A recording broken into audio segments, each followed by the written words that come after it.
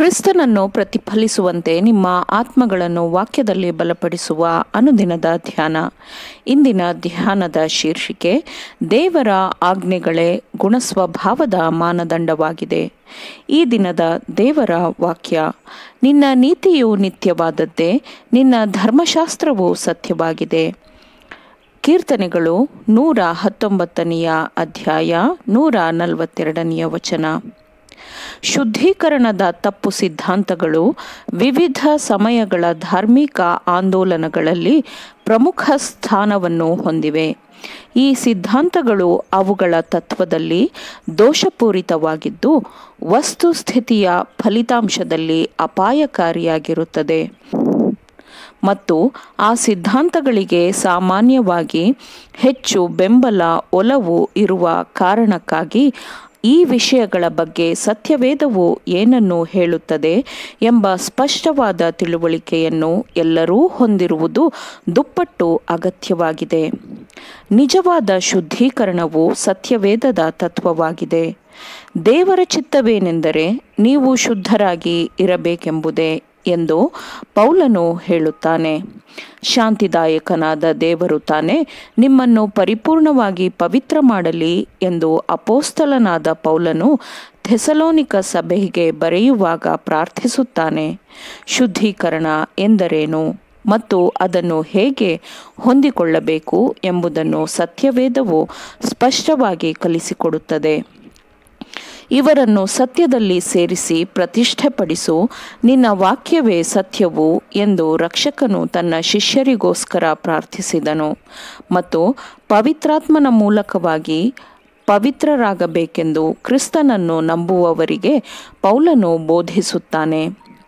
ಪರಿಶುದ್ಧಾತ್ಮನ ಕೆಲಸವೇನು?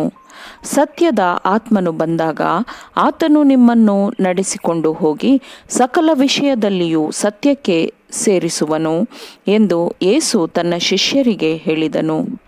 ನಿನ್ನ ಧರ್ಮಶಾಸ್ತ್ರವು ಸತ್ಯವಾಗಿದೆ ಮತ್ತು ದೈವಿಕ ಪರಿಪೂರ್ಣತೆಯ ಲಿಖಿತವಾಗಿರುವ ಧರ್ಮಶಾಸ್ತ್ರವು ಪರಿಶುದ್ಧವಾದದ್ದು ಮತ್ತು ಆಜ್ಞೆಯು ಪರಿಶುದ್ಧವೂ ನ್ಯಾಯವೂ ಹಿತವೂ ಆಗಿರುವುದರಿಂದ ಆ ಆಜ್ಞೆಗಳಿಗೆ ವಿಧೇಯರಾಗುವ ಮೂಲಕ ರೂಪುಗೊಂಡ ಗುಣಸ್ವಭಾವವು ಪರಿಶುದ್ಧವಾಗಿರುತ್ತದೆ. ಆ ಗುಣಸ್ವಭಾವದ ಪರಿಪೂರ್ಣ ಮಾದರಿ ಕ್ರಿಸ್ತನೇ ಆಗಿದ್ದಾನೆ. ನಾನು ನನ್ನ ತಂದೆಯ ಆಜ್ಞೆಗಳನ್ನು ಕೈಕೊಂಡಿದ್ದೇನೆ, ಆತನು ಮೆಚ್ಚುವವುಗಳನ್ನೇ ನಾನು ಯಾವಾಗಲೂ ಮಾಡುತ್ತೇನೆ ಎಂದು ಆತನು ಹೇಳಿದ್ದಾನೆ. ಕ್ರಿಸ್ತನ ಹಿಂಬಾಲಕರು ಆತನಂತೆಯೇ ಆಗಬೇಕು. ದೇವರ ಕೃಪೆಯಿಂದ ಆತನ ಪರಿಶುದ್ಧ ಆಜ್ಞೆಗಳ ತತ್ವಗಳಿಗೆ ಅನುಗುಣವಾಗಿ ಗುಣ ಸ್ವಭಾವಗಳನ್ನು ರೂಪಿಸಿಕೊಳ್ಳಬೇಕು. ಇದು ಸತ್ಯವೇದದ ಶುದ್ಧೀಕರಣವಾಗಿದೆ. ಈ ಕೆಲಸವನ್ನು ಕ್ರಿಸ್ತನಲ್ಲಿ ನಂಬಿಕೆ ಇಡುವ ಮೂಲಕ ಮತ್ತು ದೇವರ ಆತ್ಮನ ಶಕ್ತಿಯಿಂದ ಮಾತ್ರ ಸಾಧಿಸಬಹುದು.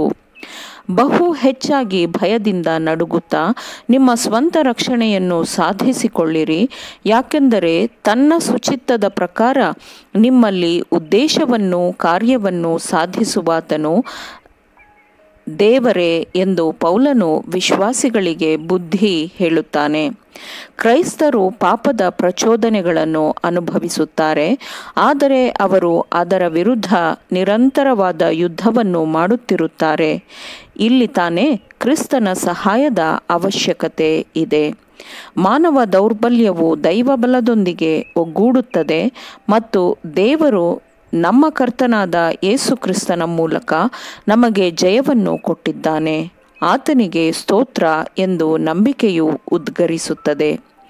ಶುದ್ಧೀಕರಣದ ಕೆಲಸವು ಪ್ರಗತಿಯಲ್ಲಿದೆ ಎಂದು ಧರ್ಮಶಾಸ್ತ್ರವು ನಮಗೆ ಸ್ಪಷ್ಟವಾಗಿ ತಿಳಿಸುತ್ತದೆ. ಮಾನಸಾಂತರವಾಗುವಾಗ ಪಾಪಿಯು ಕ್ರಿಸ್ತನ ಪ್ರಾಯಶ್ಚಿತ್ತದ ರಕ್ತದ ಮೂಲಕ ದೇವರೊಂದಿಗೆ ಸಮಾಧಾನವನ್ನು ಕಂಡುಕೊಂಡಾಗ ಕ್ರೈಸ್ತಿಯ ಜೀವನವು ಆಗ ತಾನೇ ಪ್ರಾರಂಭವಾಗಿರುತ್ತದೆ. ಈಗ ಆ ಮನುಷ್ಯನು ಕ್ರಿಸ್ತನ ಪೂರ್ಣತೆಯ ಮಟ್ಟಕ್ಕೆ ಬೆಳೆಯಲು ಆ ಪರಿಪೂರ್ಣತೆಯ ಕಡೆಗೆ ಸಹಾಯಕ್ಕಾಗಿ ಹೋಗಬೇಕು. ಆಮೇನ್. ದೇವರ ವಾಕ್ಯಗಳನ್ನು ಶ್ರದ್ಧೆಯಿಂದ ಆಲಿಸುವವರು ಮಾತ್ರವೇ ಆಗಿರದೆ ಪಾಲಿಸುವವರು ಆಗಬೇಕೆಂದು ನಿಮ್ಮನ್ನು ಉತ್ತೇಜಿಸುತ್ತೇನೆ. ಪರಿಶುದ್ಧಾತ್ಮನ ಸಹಾಯದಿಂದ ಆಲಿಸಿದ ನಿಮ್ಮೆಲ್ಲರಿಗೂ ಧನ್ಯವಾದಗಳು. ಮತ್ತೆ ದೈನಂದಿನ ಧ್ಯಾನಕ್ಕಾಗಿ ನಾಳೆ ಸಂಧಿಸೋಣ. ಆಮೇನ್.